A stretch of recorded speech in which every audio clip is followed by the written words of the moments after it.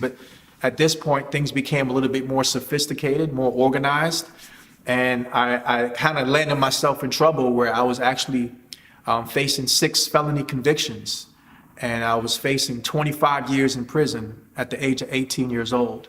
My name is Andrew Guerrier. Hear my story. And my father was in the automotive industry. He was a body man, a repairman, if you will, and he decided to start a business, and they first went to Cincinnati, and then they moved down to Miami, where he actually borrowed about $8,000 from my uncle to start a collision repair center.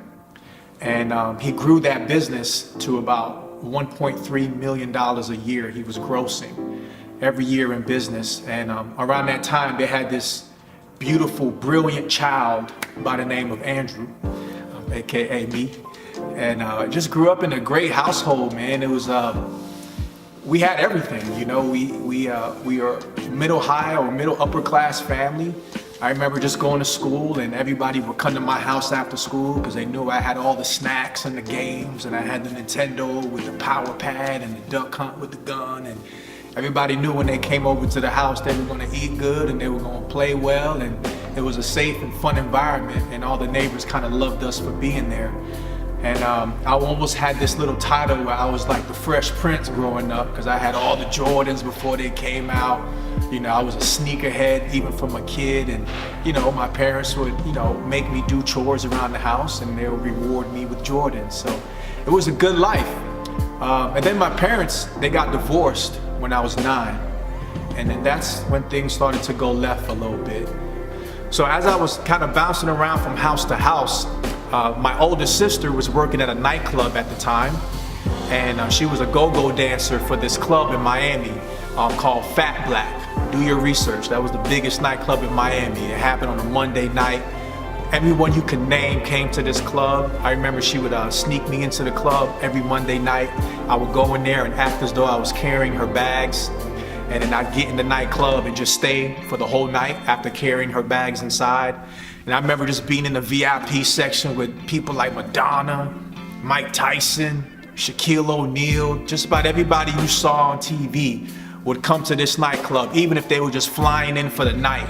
They would literally fly private jets to come party and then go back home, and maybe it was game day the next day or what have you. But I would always hear these conversations of people with money, and people would show up in Ferraris and Lamborghinis. So I was so attracted to that life, and I was, you know, a young kid at the time. At this time, I was probably about 14, 15 years old, seeing all this stuff. And I figured, man, I'm gonna go out and try to get me some money.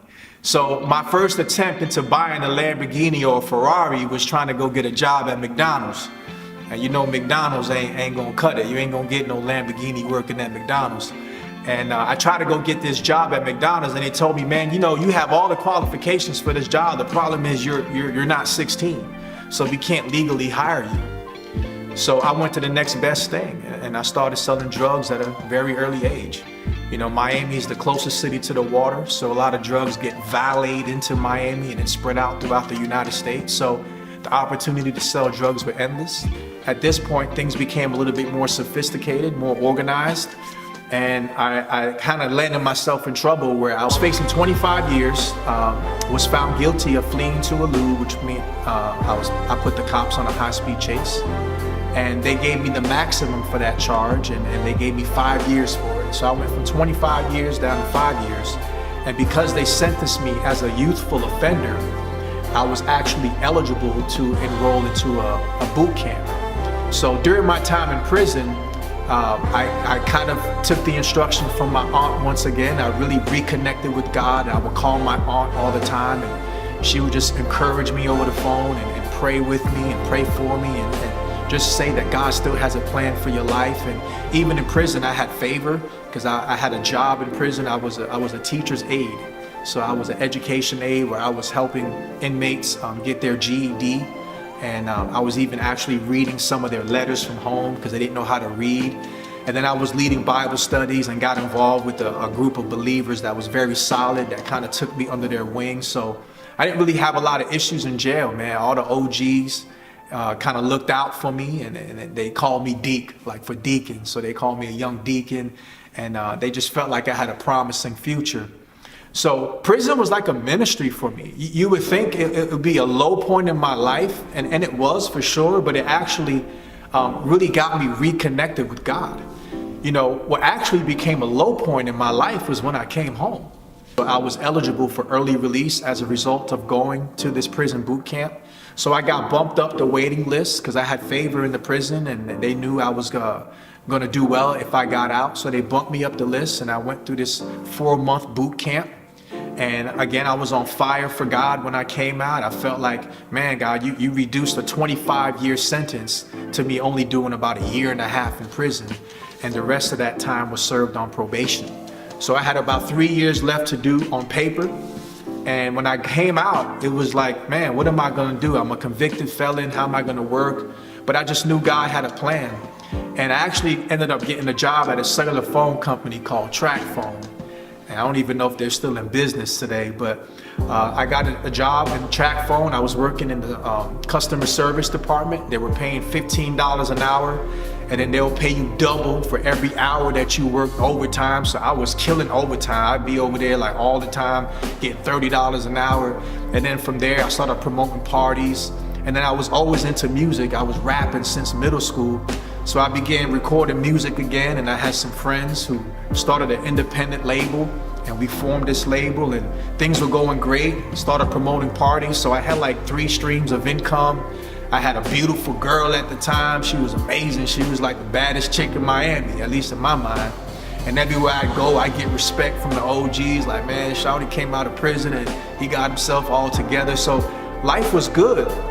And then I began to negotiate with God. I told myself that I was going to be faithful to this one girl, but that didn't work out. You know, I started promoting parties, so there were girls that was coming to my parties all the time, and then I was actually performing at the very nightclubs that I was promoting. So the clubs that I was a promoter at, I'd actually be performing. So I'm on stage doing my music thing, and every time I come off stage, there was a new chick that was interested in me, and you know, I began just kind of really going back into the direction of getting further away from Christ and from my faith and from what I said I was going to hold on to when I got out. And that led to other things. You know, once you get involved, you know, sin creeps in and the enemy looks for a door to get into, and then he just starts presenting new opportunities. And I caved in. I just went back into a life of just smoking weed, drinking, partying all the time, sleeping around with multiple women. And I began to hit a real low point in my life again. And I lost my job. I lost the girl that I was with, that I had vowed to be faithful to. She found out what I was doing, so she left. I lost my condo. I just lost everything. And I got to a point where I was literally sleeping on the floor in my mother's apartment on a mattress. It was at that moment I realized that I'm gonna have to leave. And I began to reconnect with God in such a way where I began praying and asking God, okay, God, I'm at rock bottom again. What do you want me to do? And I felt this call to move to Atlanta. I felt God saying that you need to move to Atlanta. So I moved to Atlanta and started working with a software company. And then I got introduced to a guy who was involved with sports ministry. And I began volunteering with this sports ministry, became a chaplain for several different high schools and middle schools in and around Atlanta. And I eventually took on a full-time position with this organization. And then I took a position at a church as a youth pastor. And then I became the missions and outreach pastor. So my career in ministry really began to blossom. You know, one of the things I say to young people that are trying to get money, especially illegal money, you know, I always ask the question to young people. I say, hey man, if I gave you $1 million, would you do 25 years in prison for me? The answer is always no.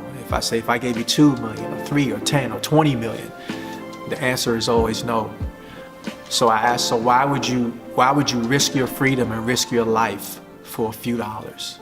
If you wouldn't do it for $1 million or even 20 million, then why would you risk it doing petty crimes or for a dime bag or a nickel bag of weed? Why would you risk it? And I'll always just encourage young people to count the cost. Count the cost of what that decision is going to do in your life, how it's going to affect you. And once I begin to ask those questions, and especially with young people, when they begin to self-evaluate and really think through their decision, they end up giving themselves the right answer.